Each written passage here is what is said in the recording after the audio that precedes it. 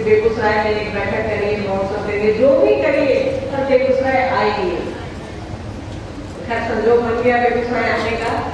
देखिए ये संजोग यहाँ हमारा इसलिए बना है कि आपकी धरती है जहाँ साहब को दूसरा सूत्र मिला। इतनी जागृत भूमि है, ये जागृत स्थान है कि यहाँ साहब को दूसरा सूत्र मिला, जहाँ महादेव ने स्वयं उनको कहा कि तुम जो करते हो दूसरों को करने को कहो। तो दूसरा सूत्र तो मालूम है ना आप लोगों को, क्योंकि ये संगोष्ठी है, यहाँ तो जो आए हैं सब लोग कहोगे दुर्भाग्य होंगे। 3 सूत्र साहब ने दिया है, ये तो व्यास है ना, इसकी जानकारी है आप लोगों को या बताऊं? है तो फिर भी देखिए, पहला सूत्र जो है कि अपने गुरु से दया मांगनी है। महादेव गुरु है हमारे आपके, अपने गुरु से दया मांगनी है, उससे संबंध बनाना है। दूसरा है कि दूसरों को समझाना है कि देखिए आप मेरे गुरु हैं, और ये बात मन में जितनी बार बोलना है और यही बात दूसरों को समझानी है कि महादेव मेरे गुरु हैं, आपके भी हो सकते हैं। लोगों को बताना है कि महादेव को गुरु बनाने के बाद हमारे आपके जीवन में क्या बदलाव आया, क्या परिवर्तन आया हमारे आपके जीवन में। तीसरा है नमः शिवाय से प्रणाम करने की कोशिश करनी है। तो ये जो दूसरा सूत्र है, इसको हम आप प्रतिदिन करते हैं, ये यही आप ही की धरती पर मिला है। यही साहब मधेपुरा से पटना जा रहे थे किसी काम से, तो यहाँ रुके थे रोहगी दादाजी के घर पर। वहीं इनको रात सुबह के 4 बजे के आसपास साहब और महादेव के बीच में एक अंतरंग वार्ता हो रही थी, जिसको इंप्रेशन कहते हैं। वही महादेव ने साहब को कहा कि तुम जो करते हो दूसरों को करने को कहो। साहब से उन्होंने पूछा कि क्या करते हो? साहब ने कहा कि विशेष बनाता हूँ। तो महादेव ने कहा कि तुम जो करते हो दूसरों को करने को कहो। तो देखिए महादेव ने साहब भैया को कहा, दीदी मैं और साहब भैया मिल करके हमको और आपको बोले। अब हमारा और आपका काम है कि इस बात को कि शिव जगत गुरु है, गुरुओं के गुरु हैं, गुलाधिपति है, सब गुरुओं के गुरु हैं। जनमानस को सामान्य लोगों को बताया जाए, सबको बताया जाए कि शिव मेरे गुरु हैं, आपके भी हो सकते हैं। शिव को गुरु बनाने के बाद क्या क्या फायदे हैं? देखिए ये तो कोई भी खड़ा होकर के ये बोल नहीं सकता है कि महादेव को गुरु बनाने के बाद मुझको नुकसान हुआ है। अब नुकसान से आप अगर पैसे को समझते हैं, आप अगर कुछ और समझते हैं तो अलग बात है। शिव को गुरु बनाने के बाद कोई भी ये कह नहीं सकता है कि मेरे जीवन में बदलाव नहीं आया, अच्छा बदलाव नहीं आया। बदलाव कई तरह के होते हैं, बदलाव अच्छे के लिए भी होता है, बदलाव बुरे के लिए भी होता है। तो शिव को गुरु बनाने के बाद, साहब दीदी को अपना समझने के बाद, मुझे नहीं लगता किसी के जीवन में ऐसा समय आया होगा जो उसको लगे कि हमने ये खराब काम कर लिया है, महादेव को गुरु बना करके कि खराब काम कर दिया। ऐसा कोई भी इस दुनिया में हो ही नहीं सकता। जो खुद अपने आप में पावन है, जो अपने आप में शुद्धतम रूप है, जो परमात्मा है, महेश्वर है, महागुरु है, उनको महामृत्युंजय भी कहा गया है। उमापति भी वही है, निहंगी भी वही है, महाकालेश्वर महाकाल भी वही है, सभी वही है। वो हमारे गुरु हैं। सोचिए दुनिया का सबसे बड़ा गुरु हमारा आपका गुरु है, उससे नीचे ही सब है। और एकदम हिमालय की चोटी पर हम आप है, वहीं पर हमको और आपको स्थिर होना है। गुरु हमारे और आपके उस हिमालय के शिखर की तरह है जहाँ पहुँचना किसी के लिए आसान नहीं है, संभव नहीं दिखता है, जिसके लिए हमको और आपको साहब और दीदी मैंने 3 सूत्र दिए। 3 सूत्र के सहारे हम आप उस रास्ते पर चल सकते हैं। साहब की किताबें हैं, आओ चलो शिव की ओर। आप लोगों ने देखा है, पढ़ा है, उसको है आप लोगों के पास? चलिए किताब को जरूर पढ़िए। किताब साहब ने कहा है कि किताब को पढ़िए। किताब को पढ़ने से हमको और आपको अंदर समझ में आएगा। साहब की चर्चा सुनिए, साहब की किताब पढ़िए तो हमको और आपको लगेगा क्या करना है और क्या नहीं करना है। साहब का कर्म हमको और आपको पता चलेगा कि साहब ने क्या क्या किया है उस गुरु को धरती पर उतारने के लिए, हमारे आपके दिलों में उतारने के लिए। देखिए ये एक संगोष्ठी है, यहाँ आए हैं आपसे बात करने को। बेगूसराय जिले में इतना महादेव का काम किया है कि महोत्सव की आवश्यकता नहीं पड़ती है, क्योंकि यहाँ हर गली हर मोहल्ले के लोग मिल जाते हैं। तो आपसे बात करने के लिए आए हैं, आपसे बात करिए। कोई बात नहीं है, जिज्ञासा है महादेव से रिलेटेड, साहब दीदी से रिलेटेड, तो बात कर सकते हैं। नहीं तो बोलने के लिए क्या है, हम लोग तो बोलते ही रहेंगे, फिर आप अपने घर को चले जाएंगे, हम अपने घर को चले जाएंगे। तो कुछ बात करनी है तो बात कर सकते हैं। लोगों की संख्या इतनी अच्छी है, बात हो सकती है। जनरली हम लोग जहाँ जाते हैं भीड़ इतनी ज्यादा हो जाती है, की बात ही खत्म हो जाती है, तब एक तरफा बात होती है, बस हम बोलेंगे और आप सुन करके चले जाएंगे। यह एक बैठक है, बैठक की बहुत अच्छी व्यवस्था है, उन्होंने की है, एक बैठक का रूप इसको दिया है और वो रूप वो है कि दिख भी रहा है। तो कुछ जिज्ञासा है आपके पास तो भेजिए, तब तक देखते हैं यहाँ कोई जिज्ञासा है तो उसको पढ़ते हैं हम लोग। जी जी जी, एक भाई ने प्रश्न किया है कि हमारे गुरु एक हैं, हम लोग महादेव को गुरु माने हैं, फिर ये आपस में मतभेद क्यों है? देखिए बहुत छोटी सी बात, 5 उंगली है ना, 5 एक तरह की है, सबके 2 3 या 1 2 4 बच्चे होंगे, सबका स्वभाव एक है, या हम ही लोग 2 3 भाई बहन, सब 2 3 भाई बहन होंगे, सबका बिहेवियर एक जैसा है? नहीं हो सकता है। जुड़वा बच्चे का फिंगरप्रिंट नहीं मिलता है, किसी को जुड़वा बच्चे होंगे उसका भी हाथ का छाप नहीं मिलेगा। महादेव की बनाई हुई दुनिया है, भांति भांति के लोग हैं। तो इससे देखिए साहब ने कहा है कि मतभेद सही है, मतभेद मतलब हमको हो सकता है कद्दू पसंद है, किसी और को हो सकता है आलू पसंद है, किसी को उत्तर जाना पसंद है, किसी को दक्षिण जाना पसंद है। मतभेद हो सकता है कि हमको काले रंग का कपड़ा पसंद है, किसी को पीले रंग का पसंद है, किसी को सफेद रंग का पसंद है। मतभेद नहीं होना चाहिए। मतभेद समझते हैं ना, मन में खटास, मन में गांठ पड़ना, मन से कोई अच्छा नहीं लगे। मतभेद हो जाएगा तो कोई बड़ी बात नहीं है, मतभेद तो होना ही चाहिए। सब लोग एक के बात मानेगा, सब घड़िया दशा नहीं हो जाएगी ना। कोई जिज्ञासा करेगा, कोई बात बोल नहीं होता है, जैसे इसको ऐसे समझे सब एक ही तरह की बात करते तो नहीं आदमी कहता है कि नीरस लग रहा है, कोई एक उल्टा बात कर देता है तो सब उसी पे हम लोग करने लगते हैं। तो जब तक कोई अलग नहीं चलेगा, आपको समझाने का मौका मिलेगा, इसको ऐसे समझिए। और हमारे यहाँ मनभेद नहीं होता है, शिव के शिष्यों में मनभेद नहीं होता है। मतभेद हो सकता है, कोई बात नहीं, शिव हमारे गुरु है, एकमात्र गुरु है वो, जिसके शिष्य जो है मतभेद कर सकते हैं, मनभेद नहीं होता है हमारा आपका। यहाँ कोई बंधना नहीं है, यहाँ कोई बड़ा छोटा नहीं है, वो जगत गुरु है, उनके यहाँ कोई बंधना नहीं हो सकती, न किसी धर्म की, न किसी जाति की, न किसी पंथ की, न किसी रंग की, न किसी वर्ण की। वहाँ भेदभाव कैसा? भेदभाव क्षणिक हो सकता है, हमेशा के लिए नहीं हो सकता है, तो कोई बात नहीं है। भेदभाव रखिए, मनभेद मत रखिए। कितना तक भेदभाव रखिएगा? जीना कितना है हमको और आपको? साफ कहते हैं गोली के आंचल कितना, हम आप कितने दिन जिंदा रहेंगे, कितने दिन लड़ेंगे आपसे हम, और आप हमसे लड़िएगा या आपस में लड़िएगा। कब कौन कहाँ चला जाए कोई नहीं जानता है, किसके जीवन की शाम कहाँ हो जाए कोई नहीं जानता है। तो जो भी समय मिले शिव के लिए लगाइए, साहब सिद्धि के लगाइए, अपने जीवन में जो करते हैं करिए। खेती करते हैं, दुकानदारी करते हैं, बच्चा पढ़ाते हैं, स्कूल चलाते हैं, दुकान चलाते हैं, ट्रेन चलाते हैं, गाड़ी चलाते हैं, हवाई जहाज चलाते हैं, देश चलाते हैं, दुनिया चलाते हैं, कोई फर्क नहीं पड़ता। सब काम करिए पर मन में महादेव और साहब जी को बैठाइए, बाकी कुछ नहीं है। बाकी मतभेद होते रहता है, उसको उतना ध्यान नहीं देना। ये ऐसा होता है जिसमें ध्यान देने की जरूरत नहीं है। ध्यान दीजिएगा तो अपना ध्यान जाएगा। बच्चे आपस में लड़ते रहते हैं तो कितना ध्यान दें हम लोग, जब तक कि कोई बहुत बड़ी बात नहीं होगा। लड़ेंगे और रहेंगे एक के साथ, हम आप भी आपस में बोलेंगे, बतियाएंगे, झगड़ेंगे, लड़ेंगे, रहेंगे तो एक ही साथ में, एक ही छत के नीचे में रहेंगे, वो साहब की दिमाग की छत। बाकी मतभेद हो सकता है, शिव के शिष्यों में मतभेद नहीं होता है, थोड़ा थोड़ा हो सकता है, आगे पीछे हो सकता है, या जनरेशन का गैप है, कोई कहीं पढ़ा लिखा है, कोई कहीं पढ़ा लिखा है, तो थोड़ा मतभेद हो सकता है, मतभेद नहीं हो सकता। मन में किसी के मन मुटाव नहीं है हमारे आगे, क्या है? क्या है तो बताइए। शिव के शिष्यों के मन में कोई गांठ नहीं होती, कोई भेदभाव नहीं होता है। मतभेद हो सकता है, किसी को उत्तर जाना है तो किसी को दक्षिण जाना है, और जाएंगे तो सब देखिए, देखो उत्तर भी जाना है तो उसको जाना महादेव के पास है, कोई दक्षिण भी जाना है तो उसको जाना महादेव के पास है। हाँ, ये अलग बात है कि सब साथ चलिएगा तो अच्छा लगेगा। धर्म नहीं होता, सब साथ चलता तो मन लगता है ना, सब साथ चलेंगे तो अच्छा लगेगा। और शिव गुरु है, साहब ने कहा है कि इन चीजों पे ध्यान नहीं दीजिए। साहब ने कहा है कि गड्ढा को देखिएगा, आपकी और हमारी गाड़ी भी गड्ढे में जाएगी। तो महादेव को छोड़िए ना, वो गुरु है हमारे आपके, नहीं एकांत साहब दीदी माता है, उनको छोड़िए, वो कर रहे हैं और वो करवा देंगे। हमारे मतभेद के साथ वो करवा रहे हैं, तभी तो हम आप यहाँ बैठे हैं। तो इस पे इतना ध्यान देने की आवश्यकता नहीं, गुरु को छोड़िए, साहब दीदी माँ को छोड़िए।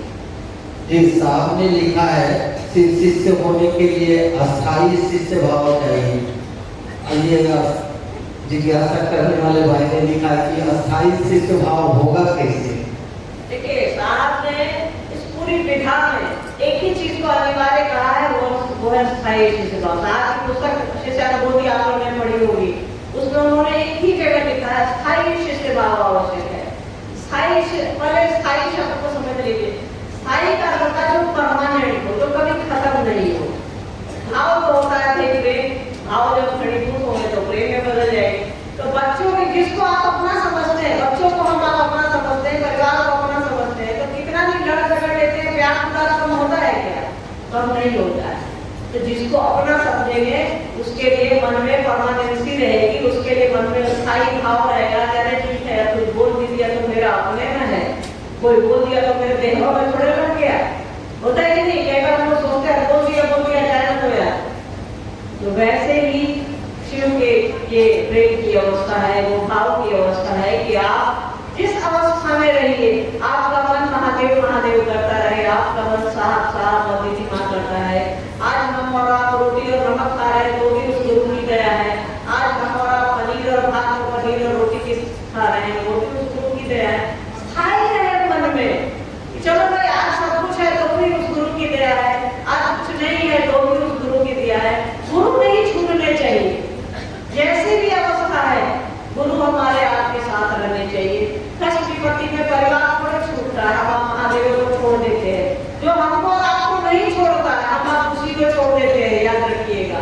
बाकी जो छूट जाने वाला होगा उसको पकड़ लेते, घर द्वार बाल बच्चा परिवार सब जो छूट जाएगा सबको पकड़े गए। जो नहीं छूटेगा, जो नित्य है, जो सत्य है, वो शिव है, उसी को हम आप छोड़ देते हैं, उसको पकड़े रहिए। स्थायी शिष्य भाव के लिए आपको सारा देवी माँ का साथ लेना होगा। उनके बिना शिव शिष्यता में स्थायी होना बहुत ही मुश्किल है। 3 सूत्र को करते रहिए और सारा देवी माँ को पकड़े रहिए, आपके मन में शिव के लिए स्थायी शिष्य भाव बन जाएगा। ये मेरा अपना भरोसा है, मेरा अपना अनुभव है, जिससे मैं आपके साथ शेयर कर रही हूँ। जी 3 सूत्र में कौन सा सूत्र है जो हमको सिर से जोड़ेगा? साहब के दिए हुए ये सूत्र हैं। साहब की कोई भी चीज, दीदी माँ की कोई भी चीज आपको शिव से ही जोड़ेगी, ये याद रखिएगा। साहब की कोई भी चीज आप सोच लीजिए, वो आपको शिव से ही जोड़ेगी। आप जैसे जुड़ना चाहें साहब आपको जोड़ देंगे। बस साहब और दीदी माँ के साथ खूब खड़े रहिए। साहब ने क्या कहा था 1974 में जब महादेव को गुरु बनाए थे? तो साहब चमत्कार सीखने, मालूम है आप लोगों को, साहब चमत्कार सीखने के लिए महादेव को गुरु बनाए थे। साहब ने गांधी के शमशान में नवंबर के महीने में महादेव को कहा कि मैं जानता हूँ कि आप मुझे नहीं सिखाएंगे, फिर भी मैं कहीं नहीं जाऊंगा। तो ये समर्पण साहब का, साहब को शिष्य बना गया, गुरु की दया उतर गई। तो हम आप साहब दीदी माँ के साथ खड़े रहेंगे, उसको बढ़ते रहेंगे। साहब की कोई भी बात हमको और आपको शिव से अलग नहीं करती, कि शिव के साथ जोड़ती है। साहब दीदी माँ है आपको शिव के साथ ले जाने के लिए, शिव के पास ले जाने के लिए। और ये 3 सूत्र आपको किसी भी अवस्था में शिव की ओर ले जाएंगे। पहला सूत्र है शिव आप मेरे गुरु हैं, मैं आपका शिष्य हूँ, मुझ शिष्य पर दया कर दीजिए। ध्यान दीजिए, पहला सूत्र कहता है कि हे शिव आप मेरे गुरु हैं, मैं आपका शिष्य हूँ, मुझ शिष्य पर दया। संबंध बना रहा है, यहाँ आपको गुरु के पास ही न जाना है, गुरु से ही संबंध बनाना है। दूसरे सूत्र में आप दिन भर यही करते रहते हैं कि शिव मेरे गुरु हैं, आपके भी हो सकते हैं। तो महादेव की प्रशंसा ही न कर रहे हैं, महादेव से लोगों को जोड़ ही न रहे हैं। तो दिन भर में 2 घंटा 2 मिनट भी अगर आप किसी को समझा रहे हैं तो दिमाग में आपके महादेव की बात चल रही है ना, तो आपका मन तो महादेव की ओर जा रहा है। तो पहला सूत्र भी आपको शिव की ओर ले जा रहा है, दूसरा सूत्र भी आपको शिव की ओर ले जा रहा है, तीसरा सूत्र है नमः शिवाय से प्रणाम करने की कोशिश करनी है। तो जब तक आप किसी को अपना नहीं समझेंगे, उसको प्रणाम तो दिल नहीं करेगा, तो मन नहीं करेगा। रोडों पर भले प्रणाम हो जाता, प्रणाम कर, उसका भाव रखते हैं क्या? नहीं रखते हैं। तो जब भी प्रणाम होगा शिव की ओर ही होगा, शिव को ही होगा। तो सारा ये 3 सूत्र आपको शिव की ओर ले जाते हैं। शिव के अलावा कहीं नहीं ले जाएंगे आपको। साहब ने कहा है कि आप जगत में रहिए, जगत के हो करके नहीं रहिए। साहब हमको और आपको जगत में तो रखते हैं, जगत के साथ साथ शिव की ओर ले जाते हैं, शिव की पनाह में ले जाते हैं। ये अगला जिज्ञासा शिष्यानुभूति से लिया गया है। समष्टि से चिंता हुआ मानव मानवीय गुणों से वंचित रह जाता है कैसे? समष्टि से सिमटा हुआ मानव जी मूलभूत मानवीय गुणों से वंचित रह जाता है। देखिए पहले समष्टि का अर्थ समझिए। थोड़ा साथ की भाषा है ये, साथ हिंदी बहुत ही कठिन, थोड़ी अंग्रेजी बहुत ही थोड़ी हम लोग समझने की कोशिश करें, अंग्रेजी और भी कठिन, हम लोग उसको भी समझने की कोशिश करते रहे बचपन से, पर वो सारा भी समझा सकते थे। यहाँ समष्टि का अर्थ होता है जगत, समाज, ये दुनियादारी।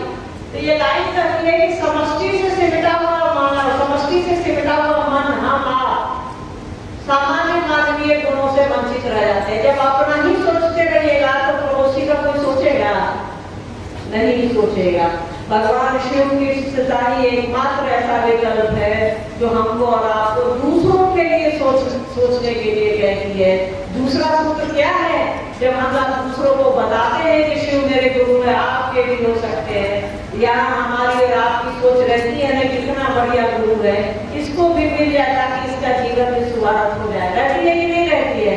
तो शिव के शिष्य अपने से अलग सोचते हैं, अपने बारे में सिर्फ नहीं सोचते हैं, वो स्वयं की परिभाषा का उपयोग करते हैं, लोगों के लिए सोचते हैं, पड़ोसी के लिए सोचते हैं, परिवार के लिए सोचते हैं, समाज के लिए सोचते हैं। तो जब भी हम अपना सोचेंगे खाली ये मेरा है, ये मेरा है, ये मेरा है, अपने अलावा तो कुछ दिखेगा नहीं, तो हमारा आपका बुद्धि तो छोटा हो जाए। जैसे जगत में रहिएगा तो बुद्धि तो छोटी हो जाएगी ना, उसका अपना ही सिर्फ अपना ही लेवल लगा रहेगा, सिर्फ मैं हमको चाहिए, सिर्फ मेरा है, मेरा परिवार, मेरा बच्चा, मेरा सामान, मेरा मोबाइल, मेरी चप्पल। और जब शिव के विषय होते हैं हम आप, तो हमारा आपका मन विराट होता है, हमारा आपका मन बड़ा होता है। तो जब भी बड़ा होगा, कोई बड़ी चीज है तो छोटा एक ग्लास में हम लोग पानी लेते हैं तो पानी कम हटता है, एक जग में पानी लेते हैं तो ज्यादा पानी हटता है। तो शिव के शिष्यों का मन विशाल होता है, गुरु अपनी दया से मन को बड़ा करते हैं ताकि उसमें सब लोग समा सकेगा, पूरी सृष्टि, पूरी मानवता शिव की ओर चल सके। जी, ये जितने भी हमारे भाई बहन भाग लिए, इनके बैच पर लिखा हुआ है जल है तो कल। देखिए ये संगोष्ठी हमारी प्रकृति पर आधारित है, जल है तो कल है। आज से पहले हम देखते थे कि सब कुआं भरा था, बचपन में कुआं देखे होंगे, हम लोग तो देखे बचपन में कुआं, आप ही के जिला में आते थे तो देवाशीष मामा के घर के पीछे भी कुआं था, हम लोग देखते थे। ज्यादा तो नहीं देख पाए क्योंकि शहर में कुओं का दिखना ही बंद हो गया है, और गाँव में अभी भी शायद दिख जाते होंगे। तो धीरे धीरे देखिए गाँव में भी हर जगह कुओं का पानी भी नीचे जा रहा है। आगे आने वाली पीढ़ी जो है ऐसा ना हो कि बहुत बाल्टी में हम लोग पानी दिखाए उन लोगों को कि बाल्टी को कुआं कहते हैं। पानी नहीं बचाइएगा तो पानी हम आप खरीद कर के पीते हैं। एक दिन ऐसा आएगा कि पानी खरीद करके कपड़ा धोएंगे। तो पानी की रक्षा कीजिए। शिव प्रकृति के सृष्टा हैं, वो प्रकृति का अयन करते हैं, प्रकृति को धारण करते हैं। शिव के शिष्यों की बनाई हुई दुनिया का सम्मान करते हैं, चाहे वो पेड़ पौधा हो, जल हो, नील हो, या पेड़ पहाड़ हो, कुछ भी हो, या इंसान हो, हम सभी उनका ख्याल रखते हैं। तो पानी का ख्याल क्यों नहीं रखें? उसको अपना समझिए, जैसे अपनी चीजों को अपना समझिएगा तो बर्बाद कम करेंगे हम आप, लगेगा कि तो खत्म। वो पैसा को अपना समझते हैं ऐसे ही फेंकते चलते हैं, नहीं फेंकते हैं हम आप, क्योंकि उसको कमाने में मेहनत लगती है। 10 घंटा 12 घंटा काम करते हैं तो घर में पैसा आता है। याद रखिएगा वो पानी हमारा आपका नहीं है, जिसने दिया है वो ले लेगा, तब क्या करिएगा? तो जिसने दिया है उसको भी धन्यवाद ज्ञापित करिए, और पानी की सुरक्षा पर ध्यान दीजिए, उसका संरक्षण करिए, पानी को जमा करिए, बरसात के पानी को जमा करिए, ताकि घर में जो पीने का पानी है उससे बर्तन ना धुले। बर्तन धोने के लिए आप बरसात के पानी को इकट्ठा करिए, पानी बर्बाद नहीं करिए। अपने बच्चों को सिखाइए, बच्चों को नहीं सिखाइएगा तो आने वाला जो समय है ना, वो बाल्टी वो कुआं कहेगा। जैसे कल से कबूतर हम लोग सीखे हैं ना, वैसे बहुत से बाल्टी बताना पड़ेगा, बहुत से पानी, न से नल, वो बस किताबें नहीं देख पाएगा, ऐसे नंगी आंखों से तो गाँव देहात की तरह नहीं देख पाएगा। तो पानी का संरक्षण कीजिए, पर्यावरण का संरक्षण कीजिए, उसकी सुरक्षा करिए। जी, बेगूसराय में बहुत जगह इधर आके शुरू हो गया है, शाम में चर्चा शुरू करते हैं और रात्रि के 8-9 बजा देते हैं। क्या यह सही है? ये तो सही नहीं है भाई। साहब भैया ने जो साहब हनुमान जी ने जो आदेश दिया उसी का पालन होगा। साहब ने कहा है कि शाम होते अंधेरा होते सब अपने अपने घरों में रहे। आप फोन से बात कर लीजिए, फोन की सुविधा है, मोबाइल से बात कर लीजिए, बस शाम के बाद से चर्चा उचित नहीं है। याद रखिएगा, भगवान शिव की शिष्यता में अगर आपके गुरु महादेव हैं तो यहाँ सिर्फ और सिर्फ साहब का नियम चलेगा, न मेरा चलेगा, न आपका चलेगा, न किसी और का चलेगा। यहाँ सिर्फ और सिर्फ साहब का नियम चलेगा, दीदी माँ का नियम चलेगा। उन्होंने शाम में शिव चर्चा करने की मनाही की है तो ध्यान रखिए इस बात का। उनकी बात को काट करके कुछ हम आप करेंगे तो उसका फायदा नहीं होगा, ये ध्यान में रखिएगा। कितना महादेव महादेव करते रह जाए फायदा नहीं होगा। महादेव तो हम आप हजारों हजार साल से करते आ रहे हैं, फायदा बताइए। महादेव शिव की पूजा अर्चना है, कई देवी देवताओं की पूजा अर्चना तो हम आप हजारों साल से करते आ रहे हैं, याद ही नहीं है किसी को कब से करते आ रहे हैं। फायदा 0/100 है। हम जाति में बटे, हम धर्म में बटे, हम पंथ में बटे, हम ऊंच नीच गरीब अमीर में बट गए। आज के हिंदुस्तान अपने देश के कई मंदिरों में महिलाओं का और गरीब लोगों का प्रवेश वर्जित है। हम किस भगवान की पूजा करते हैं बताइए? शिव शिष्यता एक ऐसा मात्र एक ऐसी विधा है जो हमको प्यार सिखाती है, साथ चलना सिखाती है। साहब ने सिखलाया है, साहब ने दी है ये विधा, तो साहब और दीदी माँ के हिसाब से चलेगी। उन्होंने कहा है कि शाम होते शिव चर्चा को आप अपने घरों तक सीमित रखें, बाकी आप फोन से बात करें और साहब की बात काटिएगा। तो मेरा अगर मुझसे पूछिएगा तो आप आगे नहीं बढ़ पाइएगा, ये ध्यान रखिएगा। जी, ये प्रश्न आपसे संबंधित है। महालिंगराज मंदिर में आपने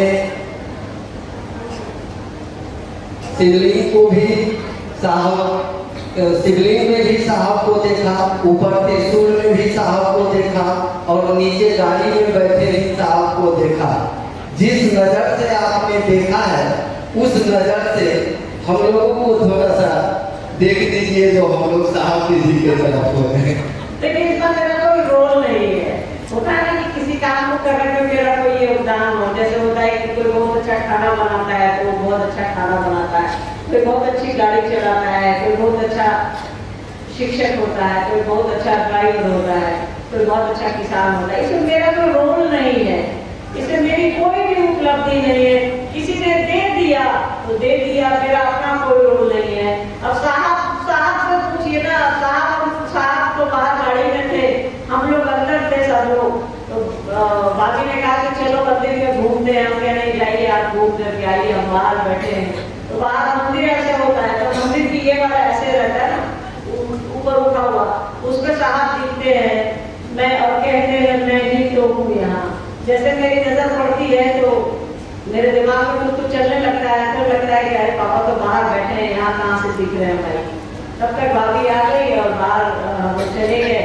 लेकिन वो साहब की कृपा, मेरा कोई रोल नहीं है इसमें। अब हम आपकी उसी सुने, इसमें हमारा आपका रोल है क्या? किसी ने हमको और आपको दे दिया। देखिए हमने आपने किसी ने भी ऐसा कोई कर्म नहीं किया है कि वो जगत गुरु, वो महेश्वर शिव हमारा आपका गुरु हो जाए। देखिए ना, हमारे शास्त्र कहते हैं देवताओं तक तो नसीब नहीं उनको डायरेक्ट गुरु बनाना। देवताओं के गुरु बृहस्पति और बृहस्पति के गुरु शिव। राक्षसों को भी यह अधिकार नहीं कि वो डायरेक्ट शिव को अपना गुरु बना सके। राक्षसों के गुरु शुक्राचार्य और शुक्राचार्य के गुरु शिव। तो बताइए साहब दीदी कितने महान हैं, उन्होंने हमको और आपको शिव उठा करके ऐसे ही दे दिया है और हम आप शिव लेकर के घूम रहे हैं मन में, जीवन में, अपने घरों में, अपने बच्चों में।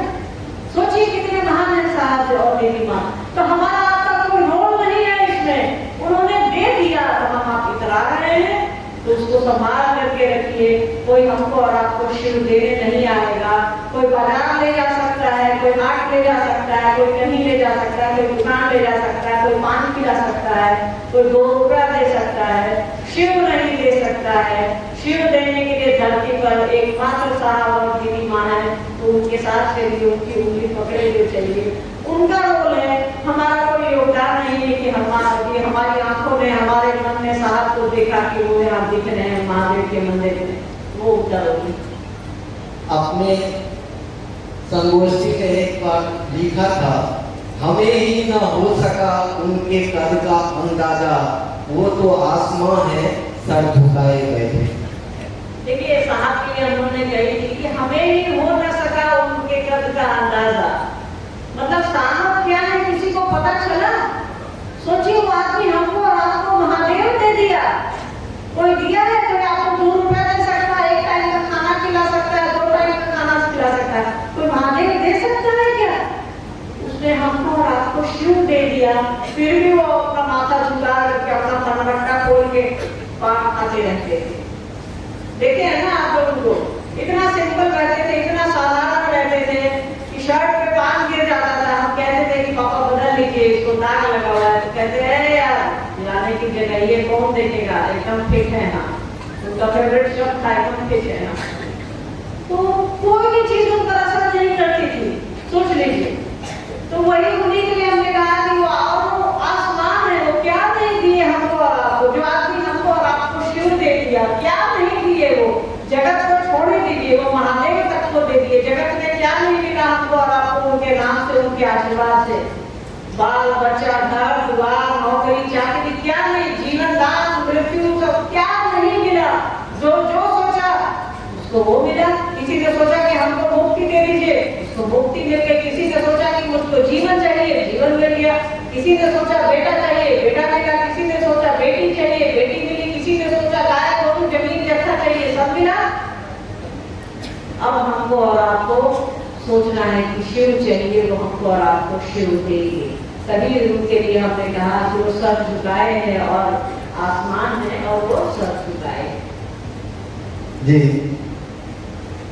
कैसा है?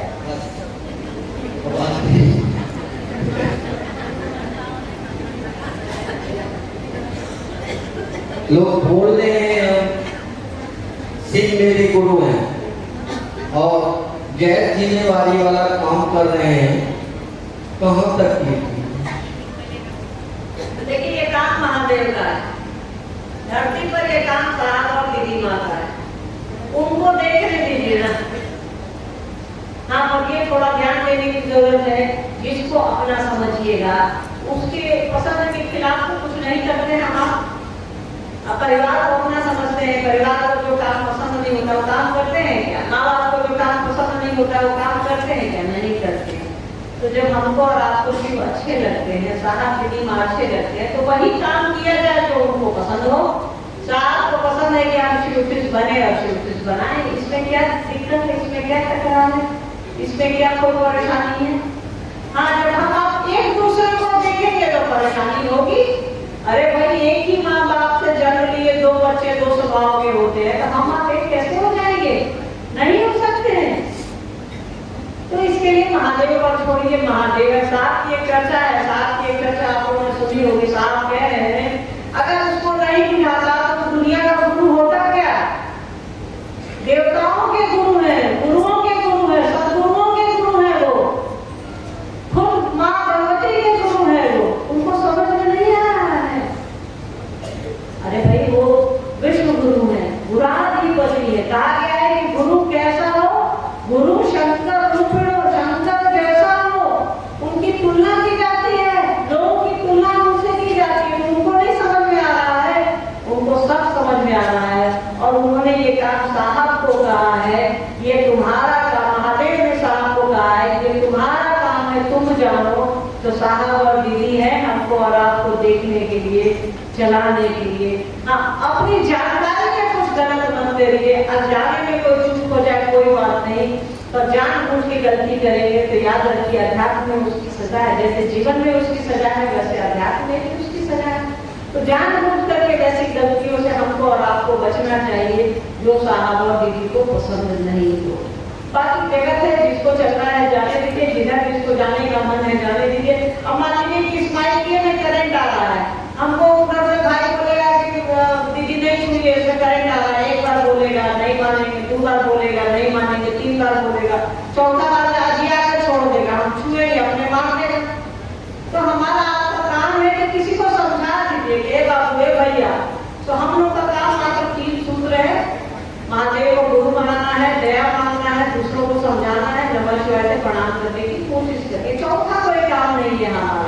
समझा दीजिए ताकि हमको और आपको अफसोस नहीं हो। नहीं समझाइएगा तो जीवन में अफसोस रह जाएगा कि एक अच्छा काम था, किसी को समझाए नहीं। बस ये ध्यान दीजिए। और किसी को कुछ कहना है तो कहिए, नहीं तो बस जाने लगेंगे तो सब खड़ा हो जाइएगा, हमको पूछना है, हमको पूछना है, हमको पूछना है। एक भाई लिख के भेजे हैं, शिव चर्चा के नाम पर पैसा उगाए, सही है? क्या नाम है आपका? नहीं, अभी जिज्ञासा किनकी है? क्या नाम है भैया आपका? अमरजीत जी। जिज्ञासा है आपकी शिव चर्चा के नाम पर पैसा उगाई, कहीं से सही नहीं है। दूसरी बात ध्यान रखिएगा, आप देना बंद कर दीजिए, लोग मांगना बंद कर देगा। आप देते हैं इसीलिए लोग मांगता है। आपके घर में आकर के कोई ऐसे ही पैसा निकाल नहीं लेता है, आप निकाल के देते। तो आप देना बंद कर दीजिए, लोग लेना बंद कर देगा। आपसे हम पैसा मांगेंगे 5 रुपया, आप नहीं दीजिएगा। एक बार मांगेंगे, 2 बार मांगेंगे, 3 बार मांगेंगे, चौथी बार में आपको छोड़ करके दूसरे के पास चल जाएंगे। आप देना बंद कर दीजिए, हम मांगना बंद कर दीजिए।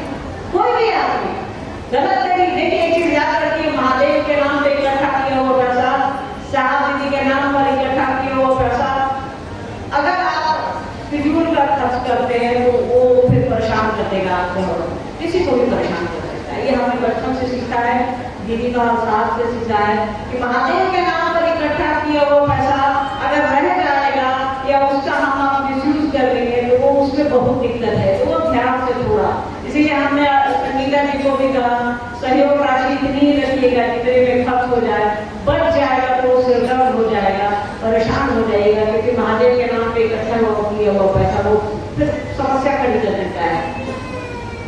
वो ध्यान रखिए, आप देना बंद कर दीजिए, लोग लेना बंद कर। आप दीजिए, एक बार मानने आए तो बुद्धि लगाइए ना कि ये पैसा कहाँ खर्च हो रहा है। जैसे कि ये संगोष्ठी आयोजित हुई है, इसमें ये जो भी व्यवस्था की है, हॉल है, व्यवस्था तो दिमाग लगाइए कि अच्छा वहाँ खर्च है तो हम सहयोग कर सकते हैं। अन्यथा कोई आपको नाच ड्रामा ढोल जमीरा ये सब के लिए मांग रहा है, क्यों करेंगे? हाँ, अगर आप कहिएगा कि शिव चर्चा के लिए 1 रुपए भी खर्च नहीं होते हैं तो ये गलत है। ये जो शिव चर्चा अभी हो रही है इसमें भी पैसे खर्च हुए हैं। हाँ, बेमतलब का खर्च नहीं करिए, पैसे कमाने में बहुत मेहनत लगती है। आपके यहाँ भी कोई 12 घंटा 15 घंटा काम करता होगा तो आपके घर में भी पैसे आते होंगे।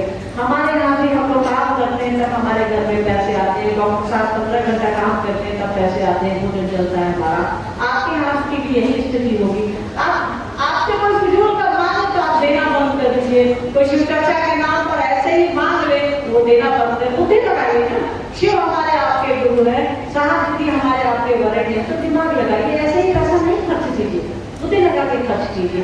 और कोई ऐसे ही मांगने आ जाता है, क्यों देंगे भैया पैसा? जरूरत बताइए, भूख लगी खाना खिला देंगे, पैसा नहीं देंगे। ठीक, ये अंतिम ये आता है, संगोष्ठी का उद्देश्य क्या है? भाई पूछ रहे। देखिए, संगोष्ठी का अर्थ होता है जहां हम आप एकत्रित होकर के अच्छी बात करें।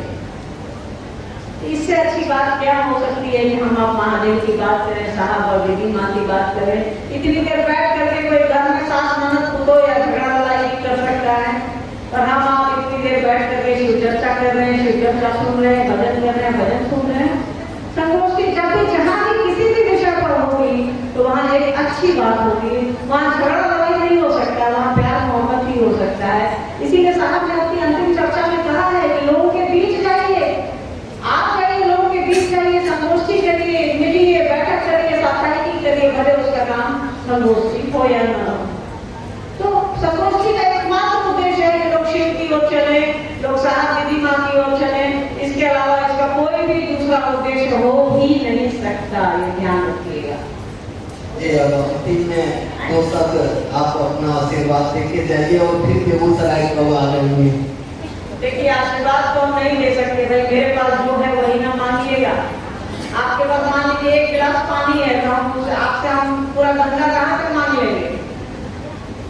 तो मेरे पास आपको देने के लिए बस साथ है। हाँ, हम आपके साथ खड़े हैं, आपके साथ चल रहे हैं, साहब दीदी के संकल्प के साथ चल रहे हैं, आपके साथ चलेंगे। विश्वास मानिए, भरोसा कीजिए मेरी बात पर। भरोसा नहीं भी है फिर भी हम आपके साथ खड़े हैं। साहब दीदी के संकल्प पर अगर आप खड़े में है तो मैं आपके साथ खड़ी हूँ।